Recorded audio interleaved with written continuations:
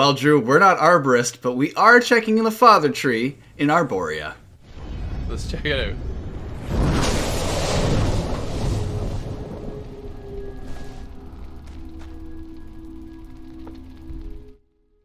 Well, Drew, we jumped into Arboria to check out this roguelike kind of game in early access. It's a punishing one, but what was your first impressions?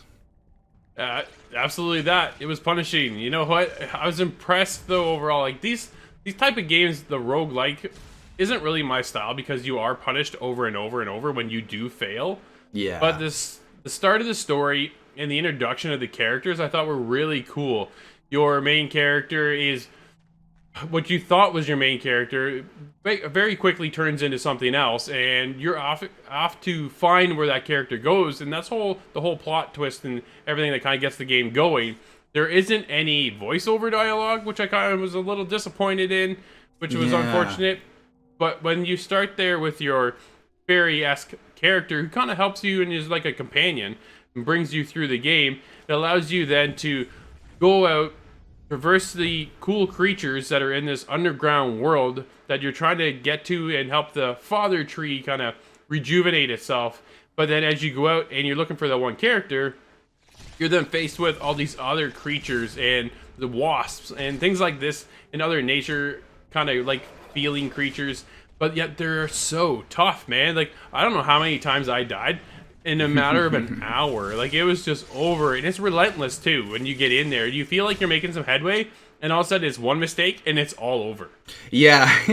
Yeah, you might find a weapon you enjoy, but then you just take too much time at one route or something, and they come at you in waves.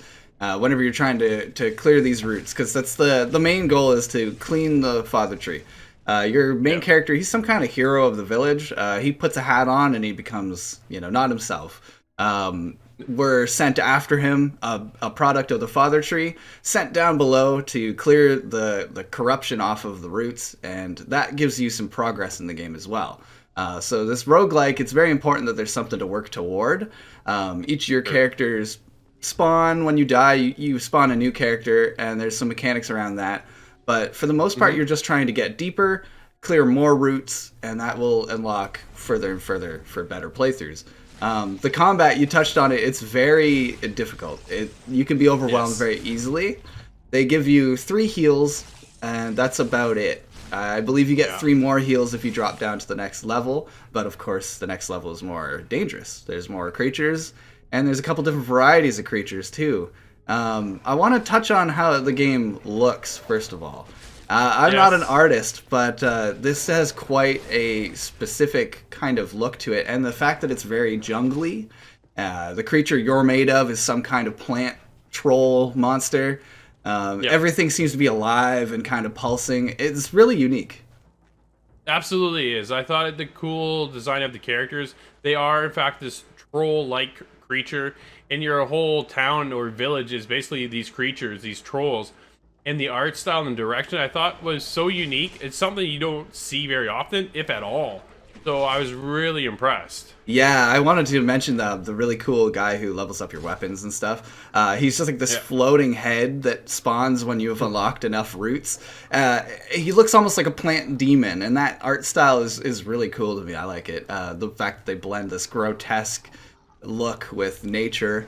It makes for a really cool world, and your village does expand as you unlock more routes, as you save them, I should say. You get more set pieces around your hub world that you return to between deaths. And what did you think of that little tribal dance? I thought it was pretty cool. Again, something unique. I find this whole entire game really unique and different than what's out there right now. So if you want something that's a little more adventurous, I would definitely take a look at this game. Arboria is very cool. I was really impressed with what they've taken as far as the game mechanics. Even though it's really tough and not my actual play style, I've had a great time in it. And then the hub world, and then you get to this dance mechanic. It's kind of like a ritual before you kind of get going, and then you're tossed out into the world. It's really, really cool, and I love these troll creatures that they've created.